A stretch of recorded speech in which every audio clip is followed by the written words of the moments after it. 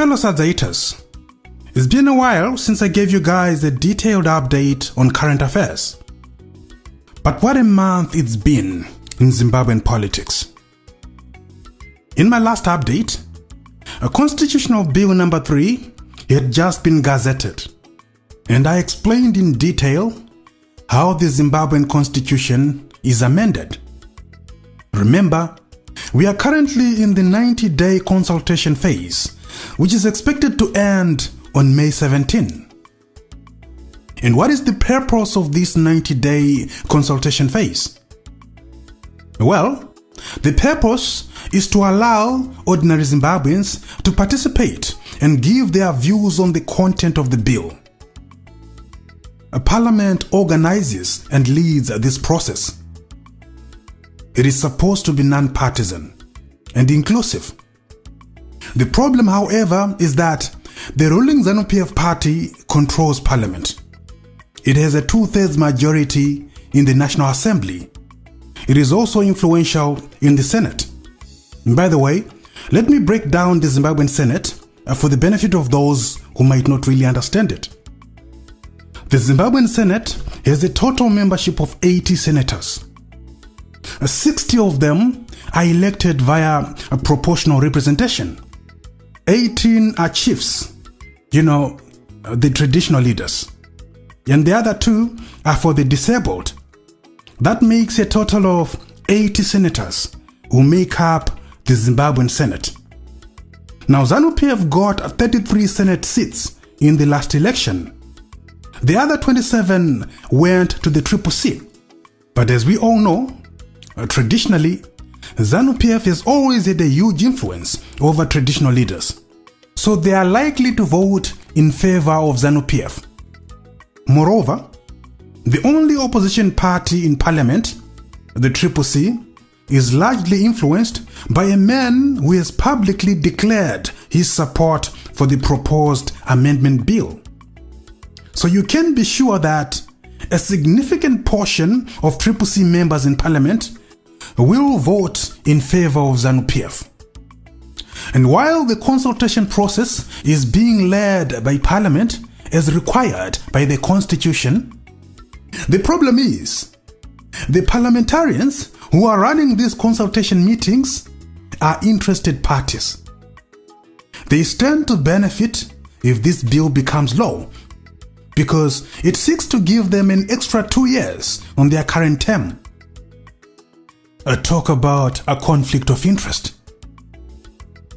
Do you really expect them to accommodate the views of people who are opposed to this bill? It is therefore not surprising that the process has been very chaotic. In fact, chaos is an understatement.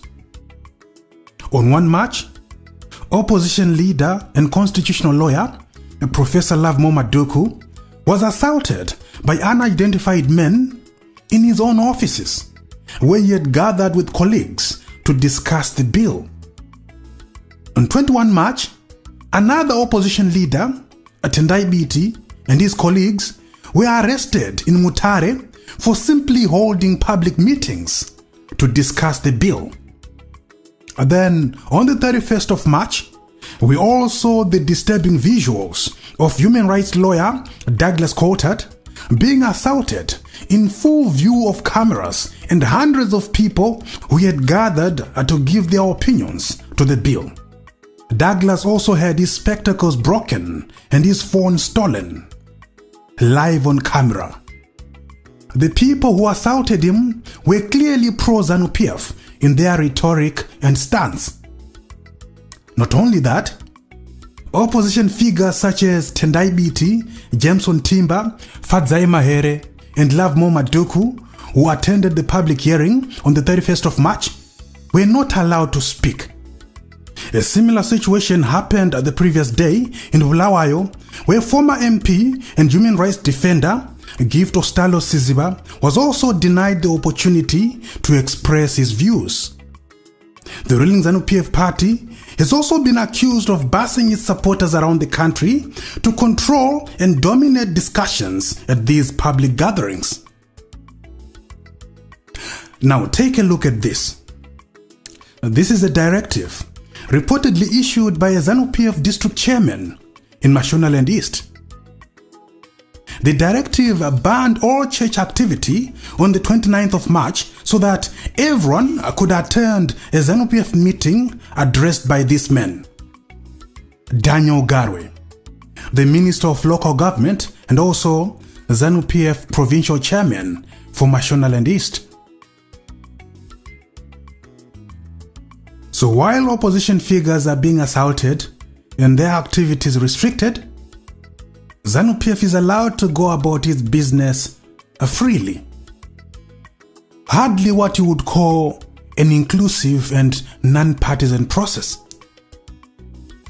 So as a result, leading opposition figures like Tendai Biti, Ngarivume, Maduku and others have now decided to disengage from the process. They are now considering peaceful demonstrations. But you can be sure that there will be a heavy-handed response from the authorities.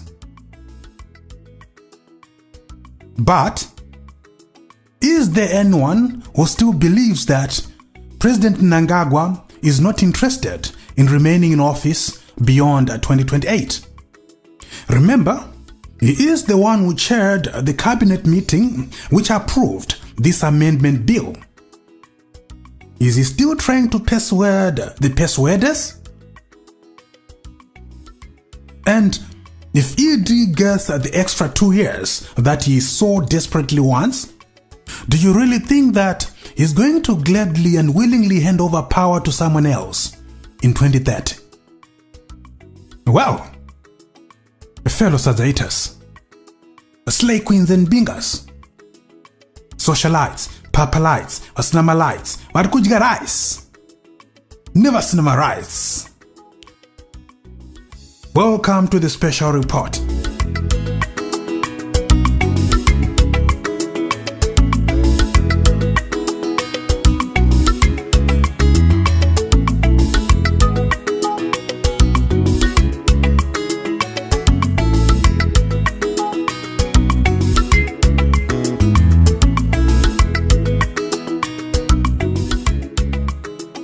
Now, for the benefit of those who might not know what this bill is all about, please allow me to summarize it. What is ED actually trying to change in the current constitution? Well, in simple terms, if this bill becomes law, there won't be any elections in 2028. As you may know, the current term of President Mnangagwa expires in 2028. The term of parliament also expires in 2028. This is because in Zimbabwe, presidential terms are tied to the life of parliament. So under the current constitution, there must be elections in 2028 to elect the president, the parliament, and also local government. 3 separate elections held at the same time. We call them harmonized elections. Now, what this bill seeks to do is to add 2 extra years to the president, parliament, and local government so that the next elections will be held in 2030. From then onwards, one presidential term will now be 7 years, a shift from the current 5 years.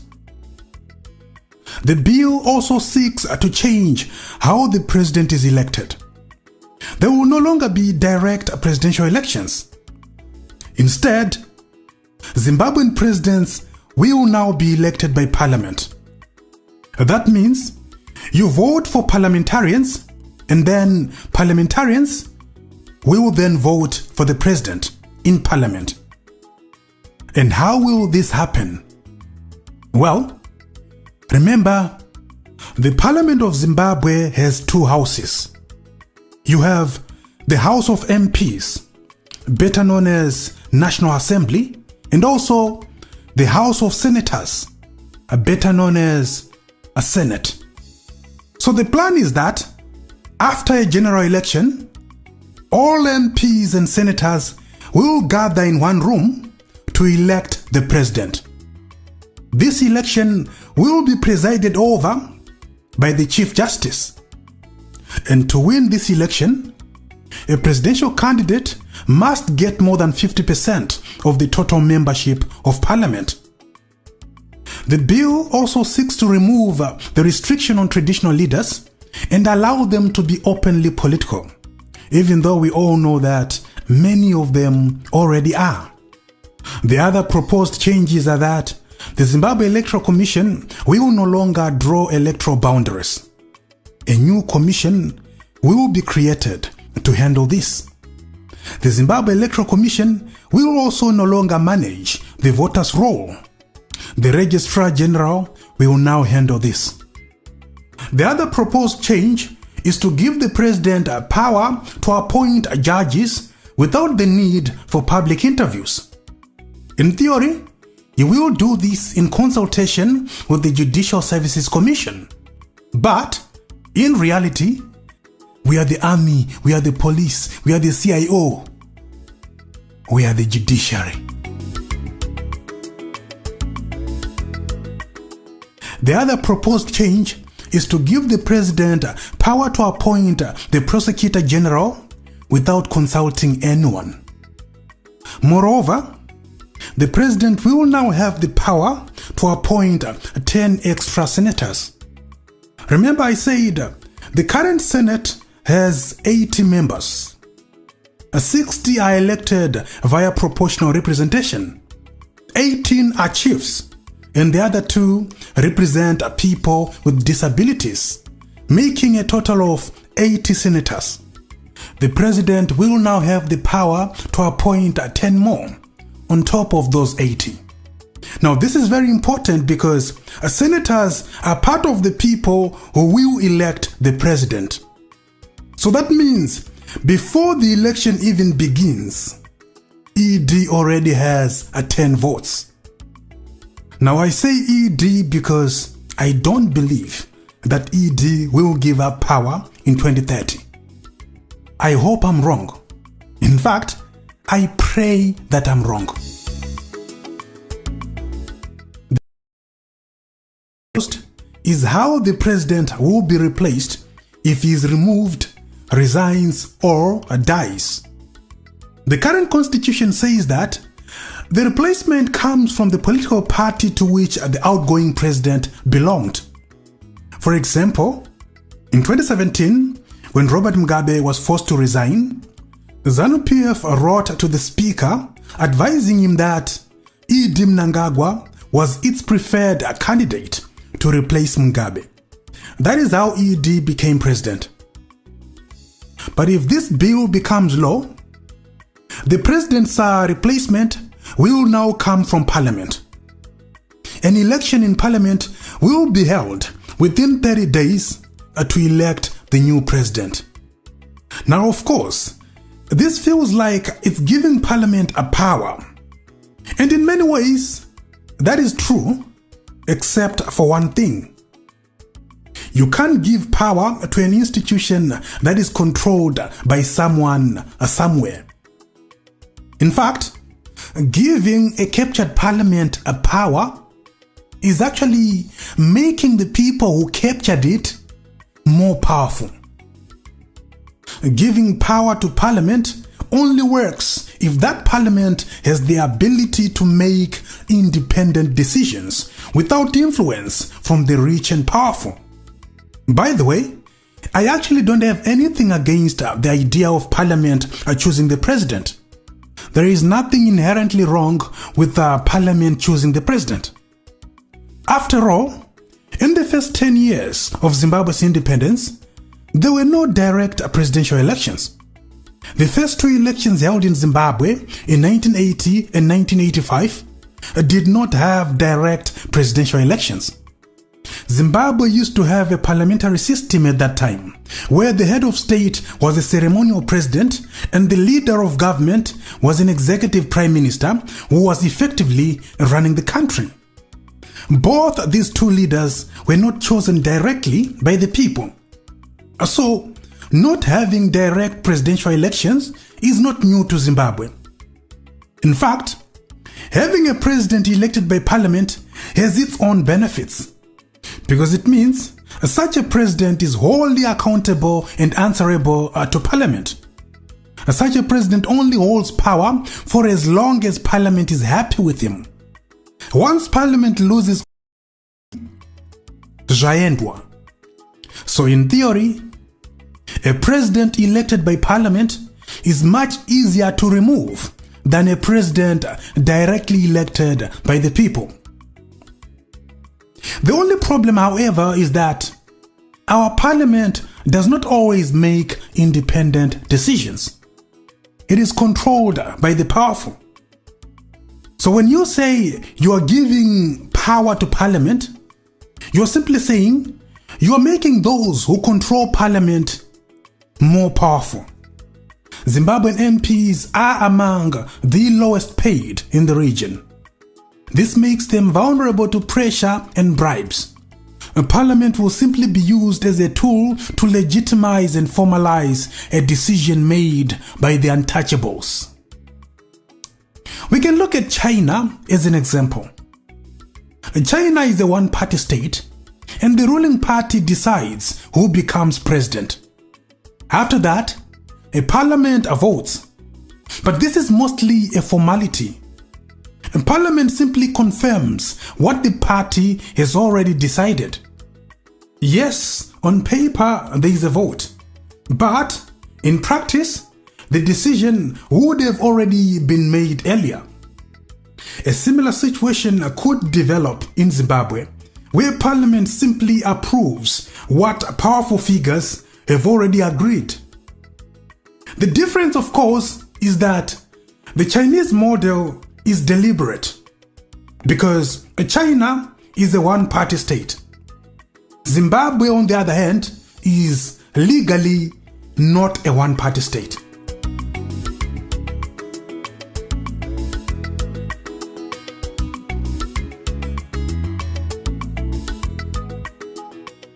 Now, supporters of this constitutional bill argue that removing direct presidential elections will reduce the toxicity and the political violence associated with our elections. However, this argument weakens when you consider two facts. Firstly, in the first 10 years of Zimbabwe's independence, there were no presidential elections. Yet, that is the period when the darkest hour in Zimbabwe's political history happened. The Gukuraundi, where an estimated 20,000 people were massacred by the government. Gukuraundi aside, the 1980 elections were disputed, yet there were no presidential elections. Clearly, the toxicity and political violence in Zimbabwe was not brought by direct presidential elections. Secondly, those who support Constitutional Bill number 3 claim that the last 2 years of any presidential term are unproductive due to the election mode that would have engulfed the country. Yet, they propose giving President Mnangagwa an extra 2 years, extending his term from 2028 to 2030. Now, if these people admit that the last 2 years are unproductive, then giving President Mnangagwa an extra 2 years contradicts that logic. You complain that the last 2 years of any presidential wasted in campaign fever, yet you want to give those 2 years to President Mnangagwa. If the last 2 years are worthless, then why give them to ED? Clearly, you have established that nothing will happen in those 2 years. They are worthless. So why waste them on President ED? Unless, of course, if the goal isn't really productivity. Maybe the goal is power. If they truly wanted to extend terms to 7 years for project continuity, they could start after 2028. Not by adding 2 years right now, which they themselves suggest would be unproductive. In short, their reasoning undermines itself. They argue that the country has been stuck in election mode for the last few years, and that's part of the reason why they want to amend the constitution. But they ignore the fact that this election mode is entirely self-inflicted. It's a ZANU-PF internal issue, not caused by the opposition. The opposition in Zimbabwe has been dormant since the last election. The political tension we have witnessed in the last few years has been driven by factionalism within ZANU-PF itself. So, will letting Parliament pick the president certainly solve the toxicity of our national elections? What does internal ZANU-PF factionalism have to do with national elections in the first place? It's a power issue, ladies and gentlemen. It's got nothing to do with removing toxicity or bringing stability. But again I ask, if President Mnangagwa manages to extend his stay in office until 2030, do you honestly think that he will gladly and willingly hand over power to someone in 2030? Well, whatever happens, I'll be here to marinate you with all the details without fear or favor, because on this platform, we say it as it is. And as always, thank you so much for watching. And if you enjoy the content, please like and share.